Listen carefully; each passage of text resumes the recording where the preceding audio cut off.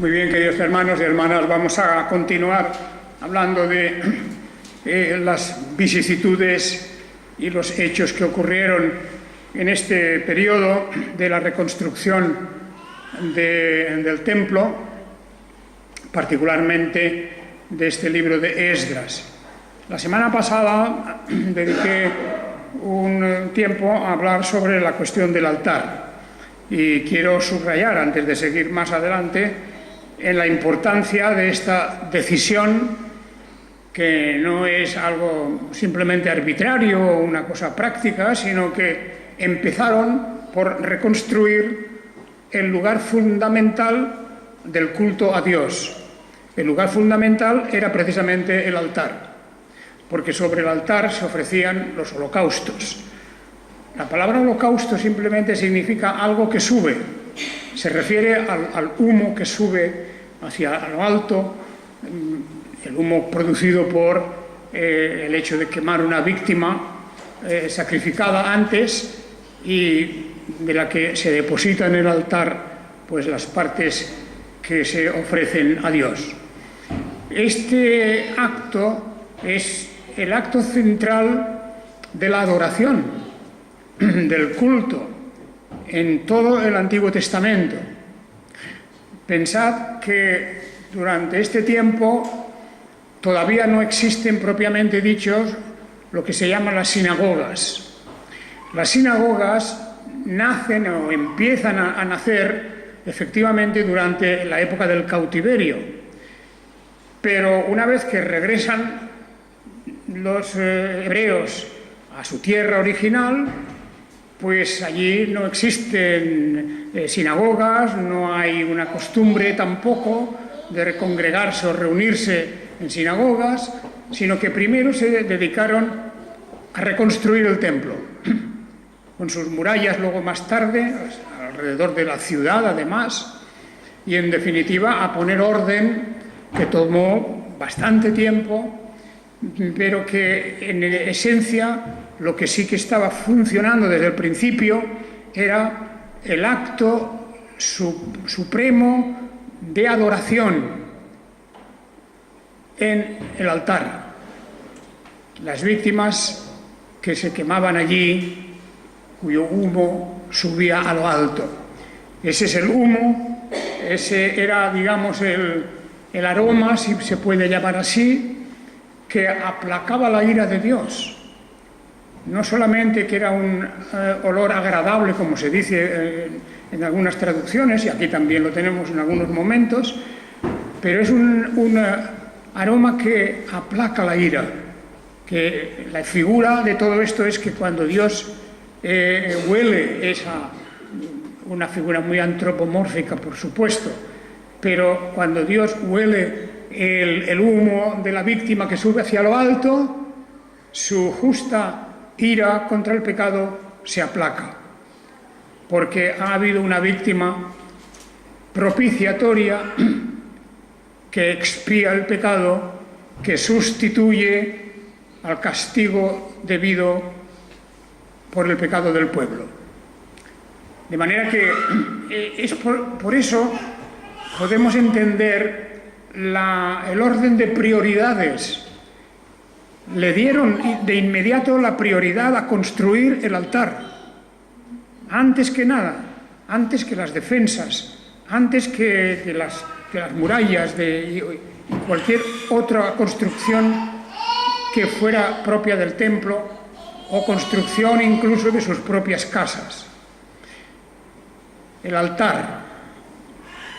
Y eso es porque realmente en el centro de nuestra relación con Dios, no solamente del Antiguo Testamento, sino de todo el pacto eterno, que establece una relación nuestra con Dios, el centro de ello es la adoración, el culto a Dios. No hay ninguna otra actividad, no existe ninguna otra acción por parte nuestra que pueda sustituir o que pueda tener más importancia que el culto, la adoración y el hecho de que como lo decía el Señor Jesucristo a la mujer samaritana. Os acordaréis de esto vosotros en el Evangelio de San Juan. Allí tenemos la explicación del porqué de esta realidad del culto, de esta realidad de la prioridad de la alabanza. Os acordaréis seguramente de aquel texto que en Juan capítulo 4, en el lugar que se nos habla de la conversación de Jesús con la samaritana, allí se habla precisamente de esta cuestión. Jesús le dice: mujer, créeme que viene una hora cuando ni en este monte ni en Jerusalén adoraréis al Padre. Alusión al monte Gerizim, donde desde antiguo ya los samaritanos estaban adorando a Dios. Y recordáis la historia brevemente, desde la separación de las 10 tribus del norte, las tribus de Israel que se separaron de David, de la tribu de Judá y de la tribu de Benjamín. Desde ese momento ellos construyeron su propio templo, sus propios sacerdotes, sus propias escrituras, porque en definitiva se quedaron con un Pentateuco un poco arreglado para ellos, y así ellos se establecieron por su cuenta. Para ellos aquello era lo verdadero. En la conversación con la mujer samaritana, pues ahí tenemos lo que Jesús le dice a esta mujer, porque ella había dicho: nuestros padres adoraron en este monte. Jesús estaba pasando por Samaria y junto a ese monte precisamente. Y vosotros decís que en Jerusalén está el lugar donde se debe adorar. De manera que todavía tenía fijo en su mente la idea de que la adoración estaba exclusivamente relacionada con un lugar concreto, o bien en el monte de Gerizim, o bien en Jerusalén, en el monte de Sión. Pero Jesús le dice: créeme que viene una hora cuando ni en este monte ni en Jerusalén adoraréis al Padre. Ni en este monte ni en Jerusalén. Es el momento en que hemos de descubrir, en primer lugar, que la adoración ya no es un rito sujeto a un lugar concreto. Bien estaba aquello mientras Dios así lo dispuso. Y bien sabemos que desde la construcción del tabernáculo y luego la del primer templo, el templo de Salomón, no se podía realizar culto alguno excepto en aquellos lugares. Me refiero al culto establecido por Dios, de los sacrificios y particularmente pues de todo lo que era las ofrendas, etcétera. Todo eso se hacía únicamente en el templo.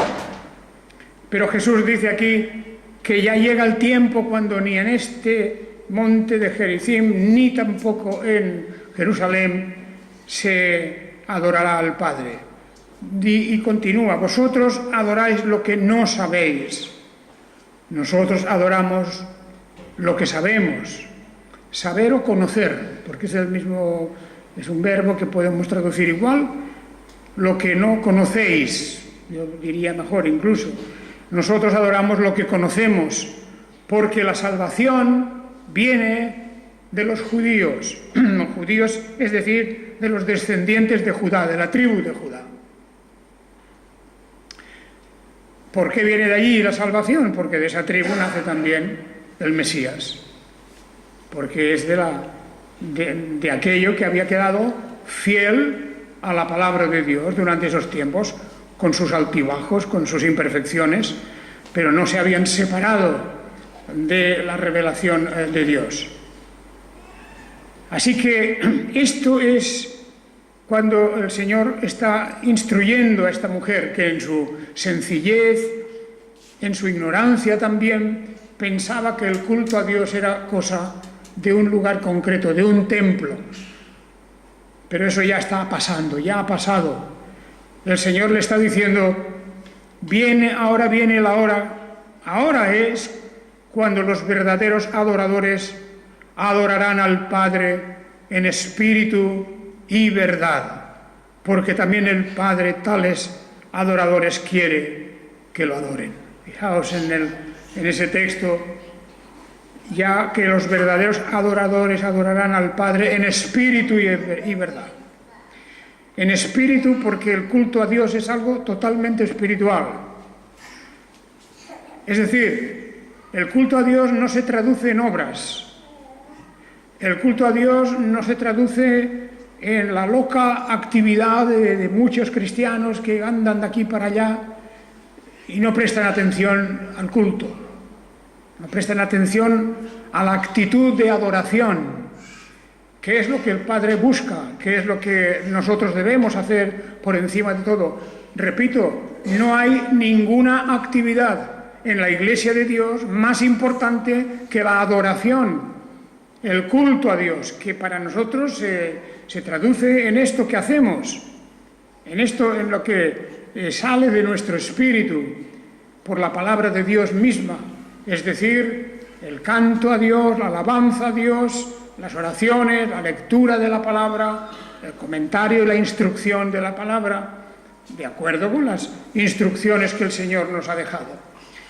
Y no hay, repito, ninguna actividad más importante. Dios lo que busca son adoradores que le adoren en espíritu y en verdad, cosa que podemos hacer en nuestra casa, cosa que podemos hacer en solitario o acompañados, de muchas formas, siempre y cuando sea el reconocimiento de nuestra necesidad de inclinarnos y reconocer a Dios como Salvador y Señor nuestro en la persona de Jesucristo. Por eso, precisamente, fijaos que estamos hablando de adoradores y de adorar.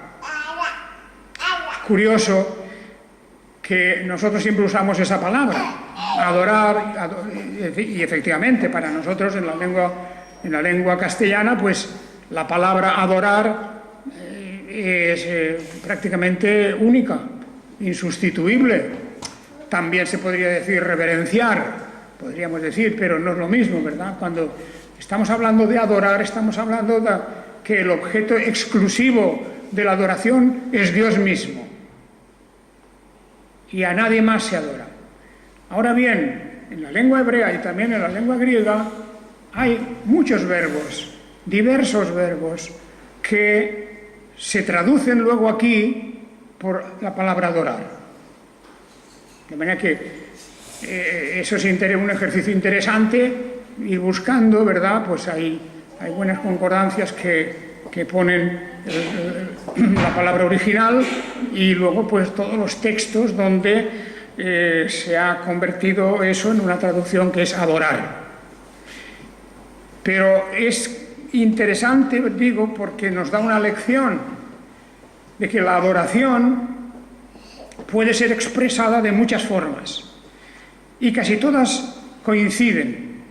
Hay una palabra hebrea que es la palabra segat, que significa en realidad en su raíz obedecer,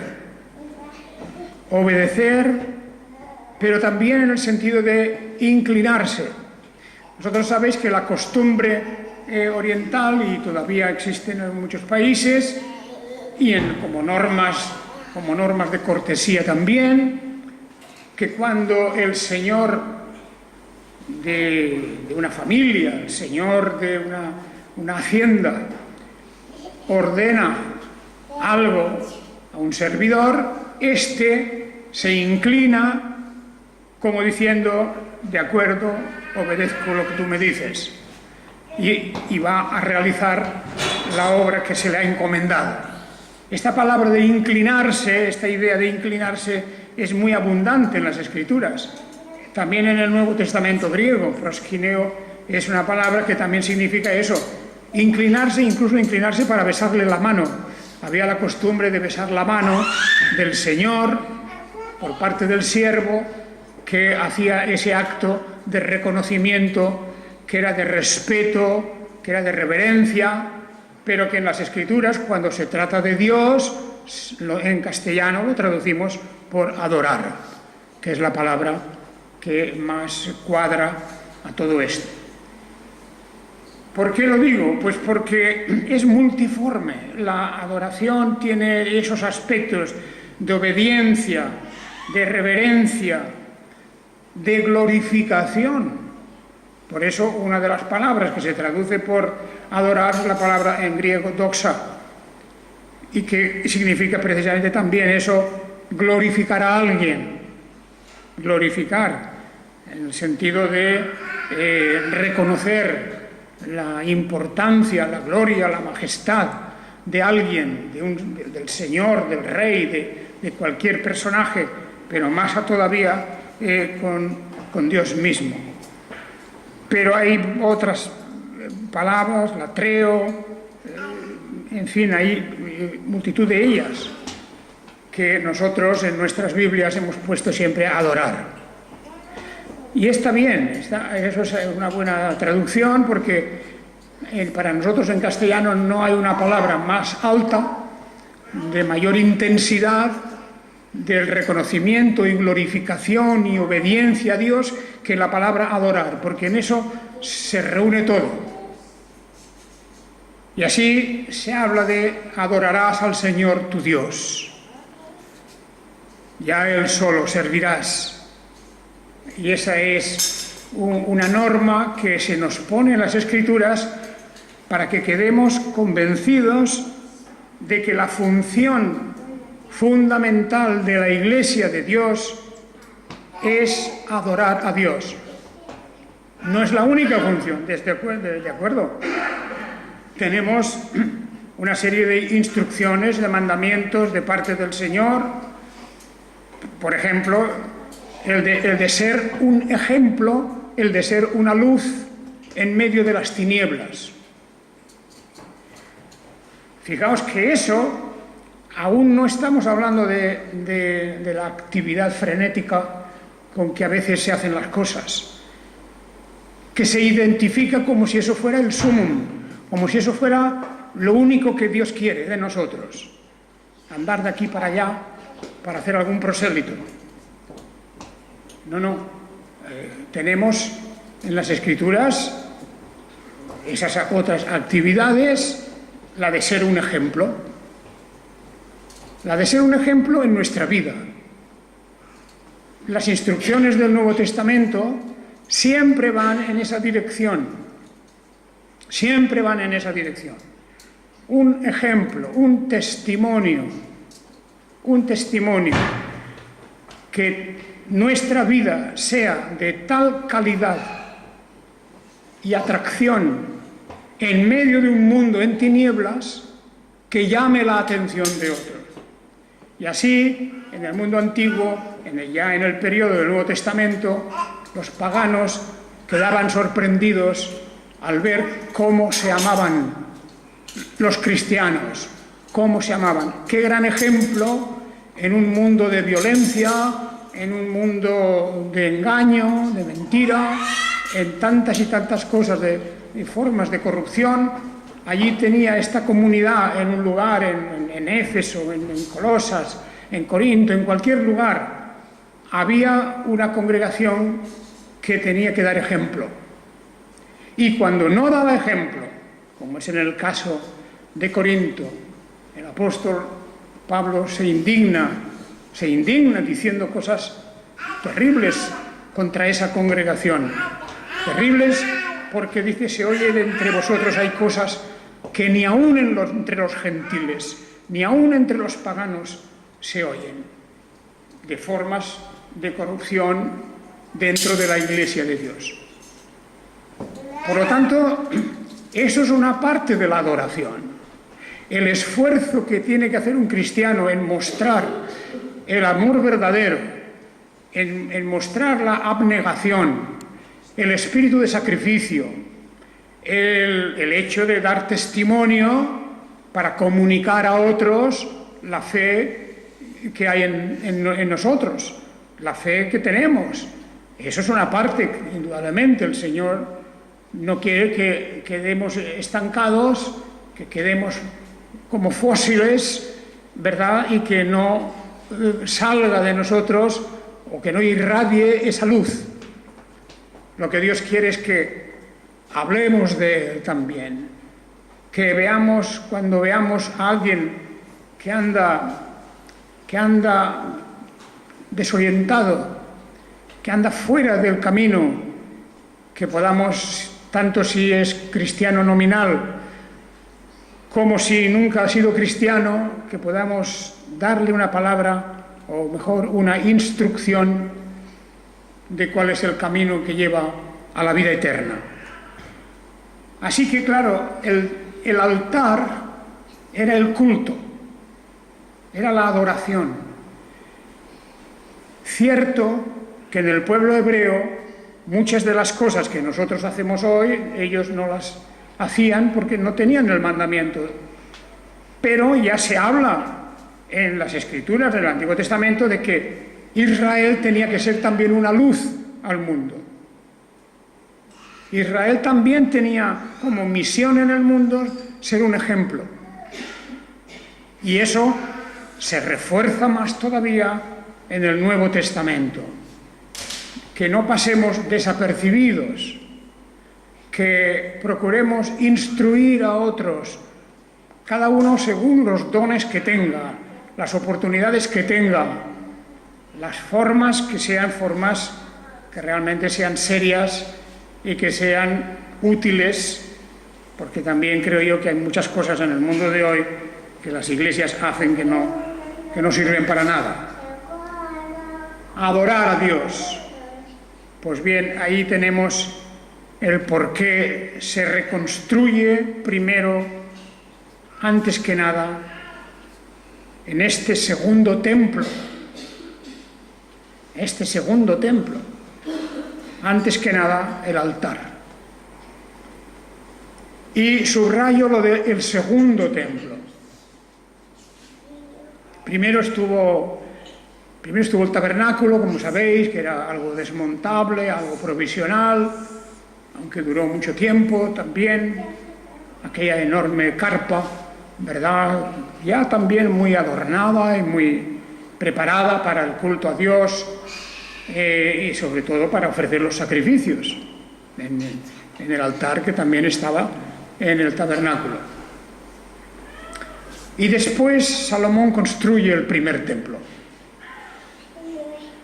Y es interesante leer, aunque parece un poco monótono tal vez, el relato de la construcción del primer templo. El primer templo que se construye de acuerdo a un diseño, a un plan hecho por Dios, mostrado expresamente de cómo se tenía que hacer cada cosa. No se podía cambiar nada, no se podía variar nada. Sus dimensiones, los materiales a utilizarse, las formas, el diseño, todo eso estaba regulado por la palabra de Dios. Lo cual también nos da una idea de que no nos atrevamos a inventar cosas nuevas. Tenemos la libertad en Cristo de elegir diferentes modos y formas, pero a lo que se refiere el Señor Jesús hablando a la mujer samaritana es que Dios busca a los adoradores que le adoren en espíritu y en verdad. Esto es lo que Dios busca. Adoradores. No se trata de gestores, ni de empresarios, ni de, yo qué sé, técnicos o lo que sea. Todo eso está muy legítimo, pero siempre cuando uno busque antes que nada el hecho de ser un adorador de Dios. En la obediencia, en el respeto, en la reverencia, en la seriedad, en la fidelidad a la palabra. Todo eso es lo que conjunta la principal actividad de la Iglesia. No me cansaré de repetir eso. Por lo tanto, como decía yo la semana pasada, no entiendo cómo algunos piensan que se venga a la iglesia de Dios como si uno va al cine, a ver en la pantalla al pastor o quien sea. No, esto no es el cine, no es un cine, no es una comedia, no es una pieza de teatro. Aquí estamos nosotros para adorar a Dios, y todo esto que hacemos agrada al Señor, porque es su palabra la que está en el centro. ¿Se acabaron los sacrificios? Sí, se han acabado. Pero queda todavía el altar con el último sacrificio, el gran sacrificio que hace nuestro Señor Jesucristo. Ya lo hemos leído antes en Hebreos 9, ¿verdad? Ahí tenemos ese paralelismo de cómo la muerte de nuestro Señor Jesucristo representa precisamente lo mismo que estaba representando los sacrificios en el templo. Era pues necesario que las representaciones de las cosas celestiales fueran purificadas con estos ritos, pero las cosas celestiales mismas con mejores sacrificios que estos. Hay un salto de calidad desde el Antiguo Testamento, de la revelación, a lo que significa la culminación, el final de toda esa obra y de ese plan de redención, que es que el Mesías, el Cristo, viene por sí mismo a realizar lo que antes estaban realizando en el templo, en el atrio donde estaba el altar. Porque no entró el Mesías en un santuario hecho por manos, representación del verdadero santuario de Dios, que es la presencia misma celestial, sino en el cielo mismo. En el cielo mismo. Para presentarse ahora delante de Dios, se refiere a Dios Padre, por nosotros, y no para ofrecerse repetidamente a sí mismo, tal como entra el sumo sacerdote en el lugar santísimo cada año con sangre ajena. De otra manera hubiera sido necesario padecer repetidamente desde la creación del mundo, pero ahora ha sido manifestado una vez por todas en la consumación de los siglos, para quitar el pecado por medio del sacrificio de sí mismo.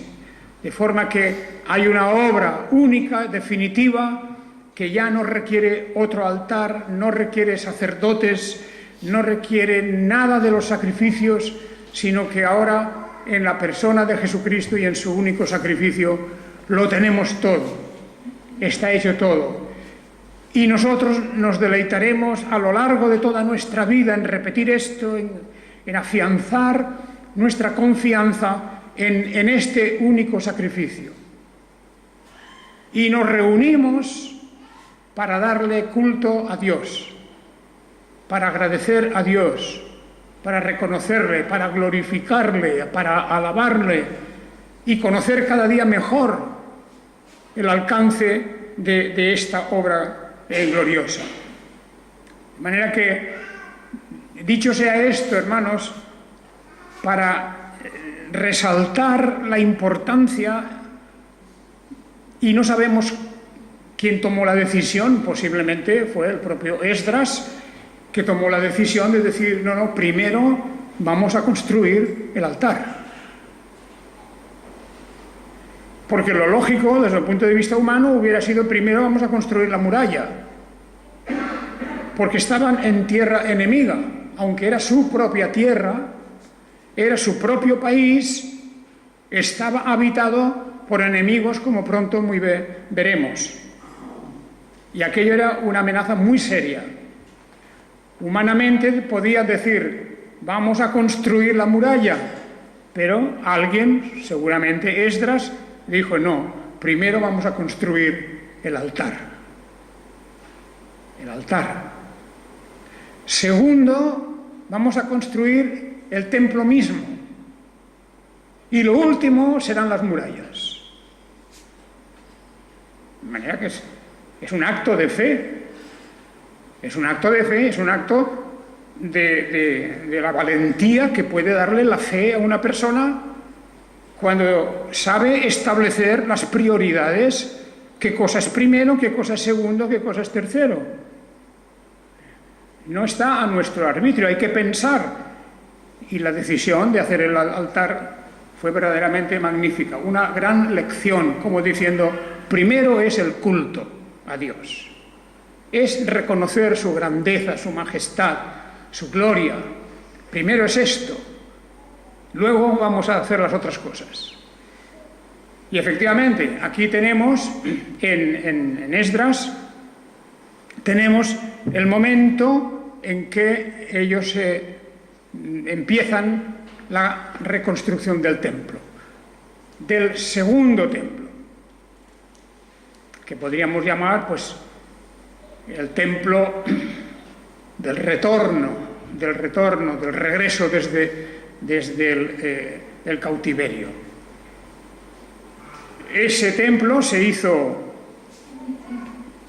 más o menos con las mismas formas y medidas, etcétera. Pero ese templo iba a durar un cierto tiempo también. El segundo templo volvió a ser destruido. El segundo templo es el templo que fue destruido. Ese fue destruido en el año 70. El año 70 ya de nuestra era. Y fueron los romanos que, para sofocar una rebelión de Jerusalén y de los judíos en general, lanzaron allí sus tropas, sus legiones. Pompeyo y luego el emperador Tito, pues dejaron arrasada no solamente el templo, también la ciudad de Jerusalén. Pero entre esas dos destrucciones habían habido cosas también terribles que pasaron allí. En el periodo griego, antes de venir el Mesías, tenemos ahí el terrible Antíoco Epífanes,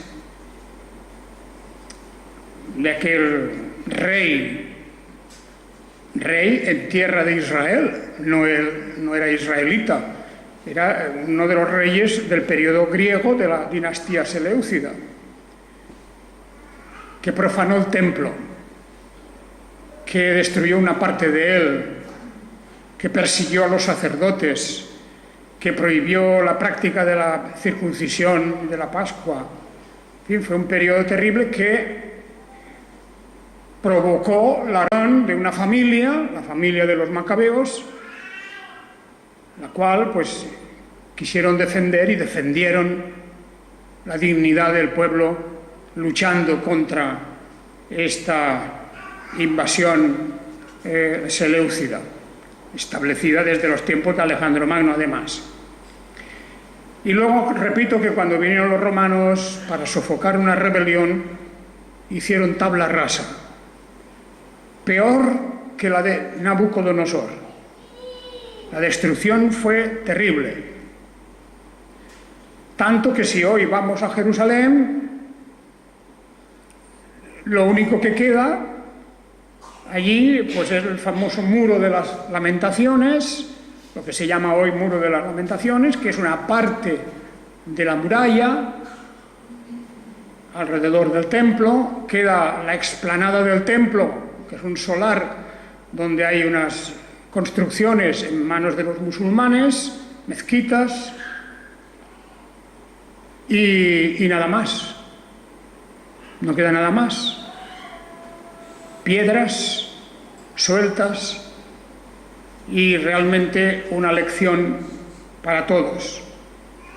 Pero es un recuerdo que nosotros tenemos, los judíos también, y por tanto, pues, hoy día no hay un templo. No hay un templo en esas tierras, en ese lugar, en ese solar.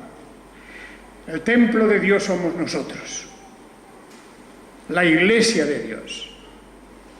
Individualmente, cada uno de nosotros somos un templo. Y por eso se pide, el apóstol Pablo pide que nos entreguemos en un sacrificio vivo. No vamos a morir como en el sacrificio, no es la muerte nuestra lo que se busca en ese sacrificio, se busca la entrega.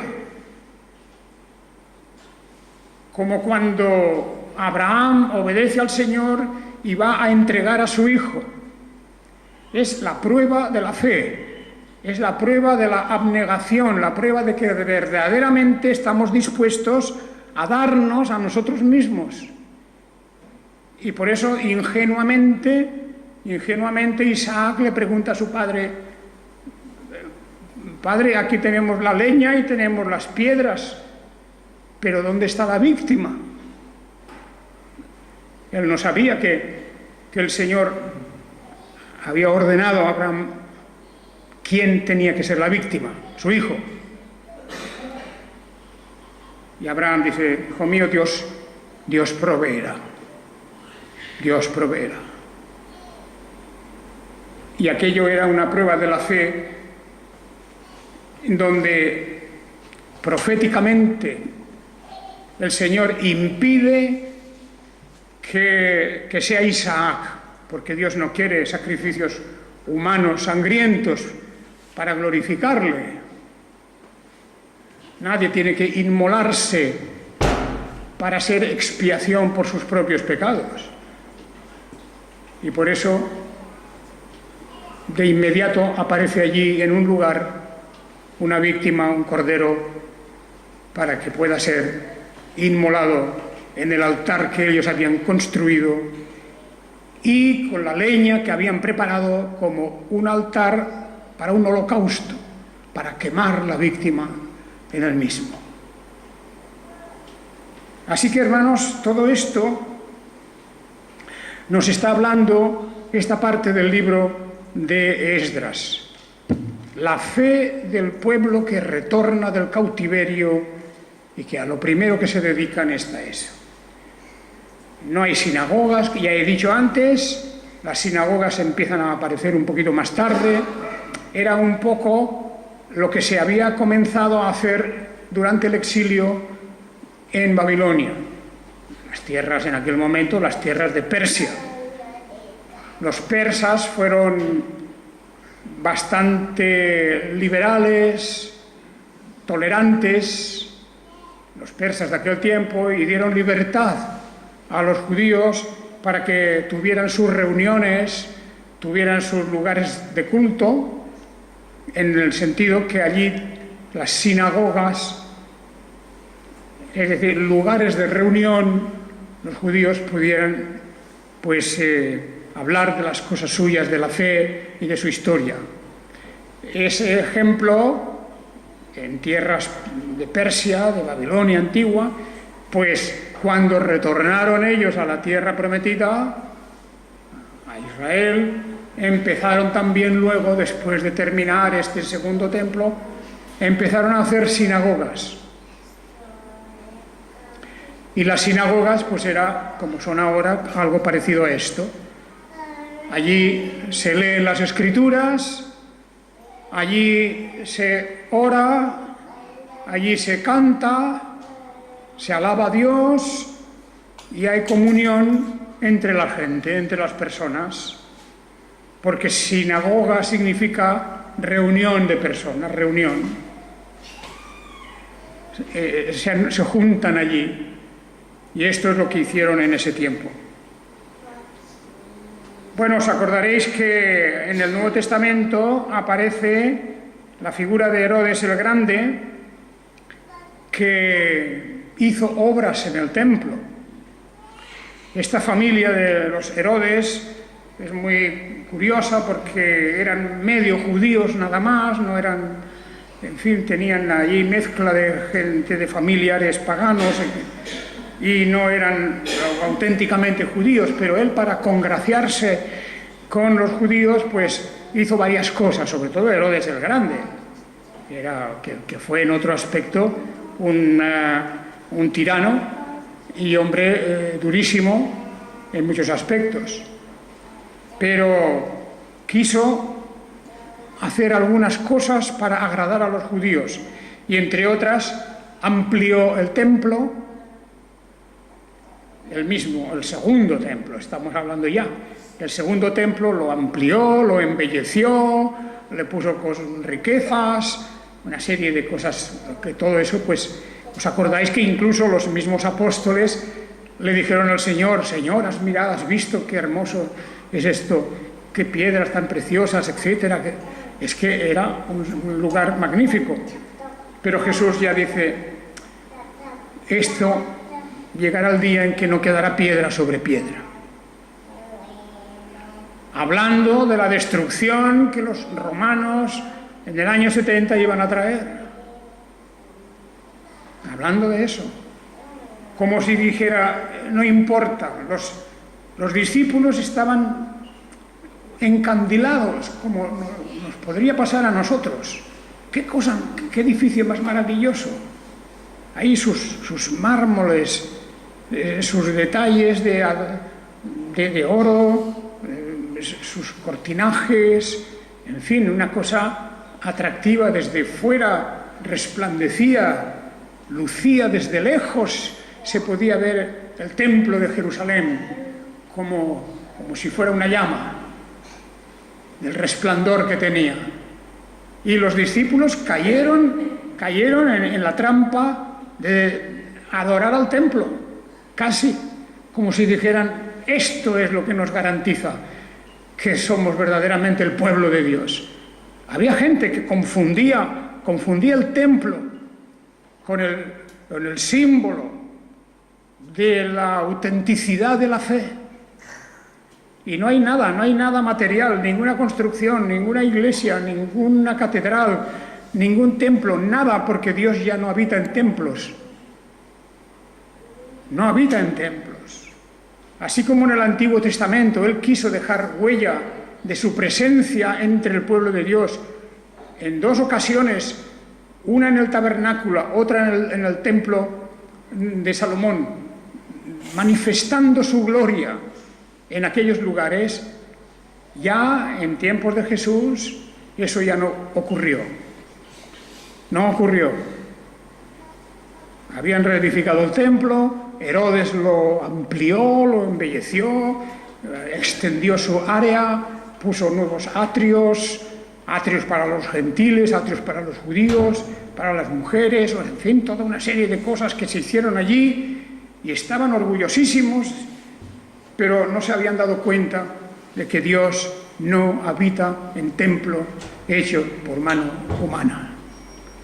Dios no habita en templos, sino que habita en nosotros, el Espíritu de Dios. Vendré y habitaré en vosotros, estaré con vosotros. He aquí, yo estoy con vosotros hasta el fin del mundo. Esa es la palabra divina. Y bueno, aquí el libro de Esdras, cuando leáis este capítulo, pues podéis ver cómo se celebró, con esto ya terminamos hoy, cuando echaron los cimientos, nada más que los cimientos, que por cierto era un gran trabajo, porque los cimientos no eran de cemento como ahora, de hormigón armado, ¿verdad? Los cimientos eran rocas enormes que se echaban en las zanjas abiertas para ese efecto. Allí se transportaban esas grandes rocas y eso formaba el cimiento, es la piedra angular de la que nos habla la Biblia, entre otras cosas. Y cuando terminaron de poner el cimiento del templo, entonces celebraron una gran fiesta. Una gran fiesta. Gritaban, cantaban, estaban alegres, pero también habían algunos que lloraban. Leedlo, ahí antes lo hemos leído ese pasaje. Cómo lloraban algunos, los más viejos, porque los más viejos aún recordaban aún recordaban, después de aquellos años de cautiverio, habían salido de allí muy jóvenes y recordaban el primer templo y lloraban en cierta manera, pues por ese sentimiento de ausencia de algo que ha desaparecido, aunque ahora se iba a renovar. La mezcla de la alegría y del llanto de estos momentos. Y realmente hemos de reconocer que es un pasaje muy bonito, de Esdras en este capítulo, muy bonito porque, bueno, nos demuestra al fin y al cabo el carácter humano de aquellos que estaban allí trabajando. Los más jóvenes entusiasmados porque ya estaba en marcha la reconstrucción del templo, y los más viejos porque miraban atrás y recordaban que cuando salieron de allí muchos años antes, salieron de allí había un templo maravilloso construido por Salomón. Bien, hoy día nosotros somos el templo de Dios. Que el Señor nos bendiga y seamos conscientes de lo que eso representa. Que Dios busca a los adoradores que le adoren en espíritu y en verdad. Amén.